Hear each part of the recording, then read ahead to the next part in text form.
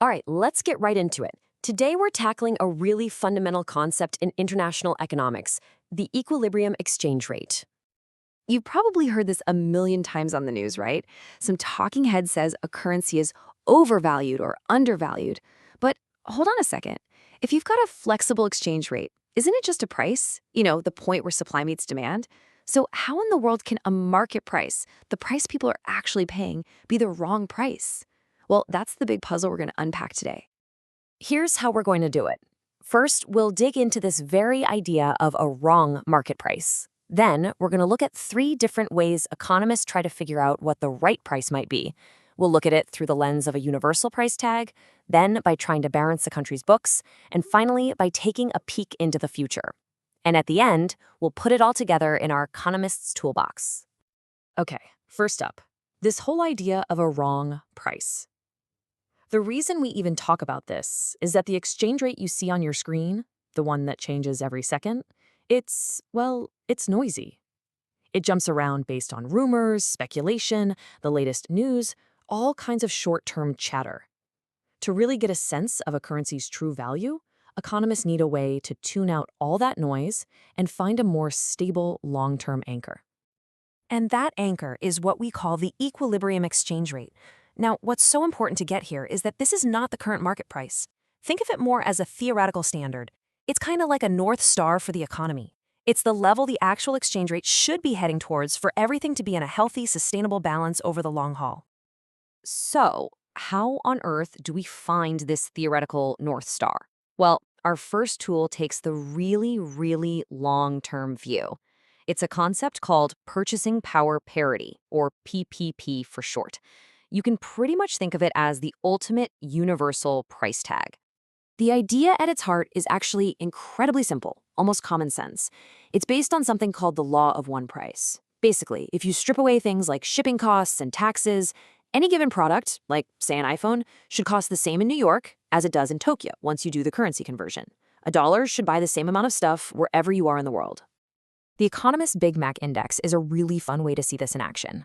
Let's say a Big Mac costs $5.30 in the US, and in Mauritius, it costs 147 rupees. Well, for PPP to be true, the exchange rate should be 147 divided by 530. That gives us about 27.7 rupees to the dollar. And just like that, we have our first very simple estimate of what that equilibrium rate might be.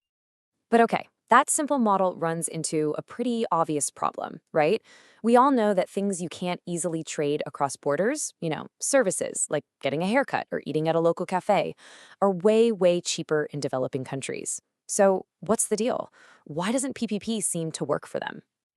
Well, that brings us to a fascinating idea called the Balassa-Samalusan effect. Here's how it works.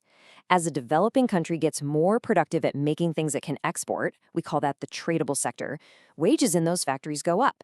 But then, to keep their employees, local businesses like barbershops and restaurants have to raise their wages too. The thing is, the barber isn't suddenly giving haircuts twice as fast, so to cover those higher wages, the price of a haircut has to go up. And as the prices of all these local, non-tradable things rise, the country's overall real exchange rate gets stronger as it develops. Okay, let's zoom in from that super long-term view and look at the medium term. For this, economists use models that are kind of like a financial health check for an entire country, focusing on its international accounts. The 2 big acronyms you hear are FERR and BER. FEAR, that's the fundamental equilibrium exchange rate, is what we call a normative approach. It's like a doctor telling you what you should be doing to be healthy. It asks, what exchange rate do we need to hit our economic goals? Then you have BEER, the behavioral equilibrium exchange rate, which is a positive approach. This is more like a scientist just observing what you actually do. It looks at the data and asks, what exchange rate seems to fit with this economy's long-term behavior? Let's stick with fear for a second. It's trying to find that one magic exchange rate, that sweet spot that achieves 2 big goals at the exact same time. First is internal balance. That just means your economy back home is running smoothly, not too hot, not too cold. Full employment, no crazy inflation. The second goal is external balance, which means your country's international credit card bill, its trade deficit or surplus, is at a level you can actually sustain over time.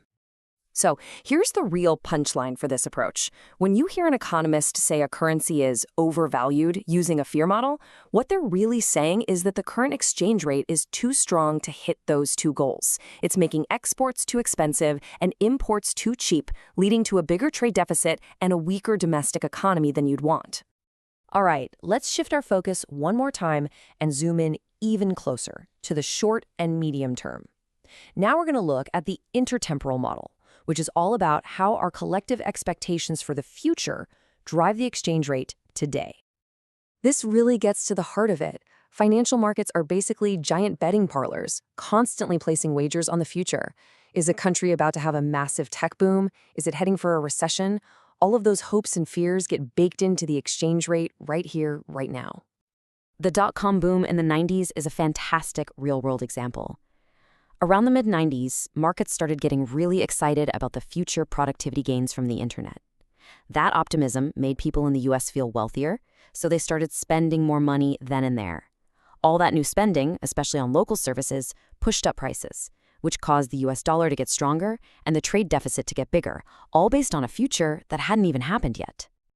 And that brings us to the big finish. We've just walked through 3 very different ways of thinking about an equilibrium exchange rate. So, which one's the right one? Well, the truth is, it's a trick question. They're all right. They're just different tools for different jobs. PPP is our telescope for the very long term, asking about prices. Fear and beer are gauges for the medium term, asking about economic balance. And the intertemporal model is our crystal ball for the short term, asking about expectations. The right model just depends on what question you're trying to answer. And that right there is probably the single most important thing to take away from all of this.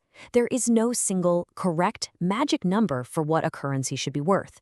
Equilibrium isn't a price tag you can just look up. It's a concept, a framework for thinking, that we explore using this whole toolbox of different models. So now you've got the tools. The next time you're listening to the news and you hear someone confidently declare that a currency is misaligned or overvalued, you'll know what to do. You'll know the first and most important question you should ask is, okay, but according to which model and over what time frame? And once you start asking that, you're already thinking like an international economist. Thanks for joining me.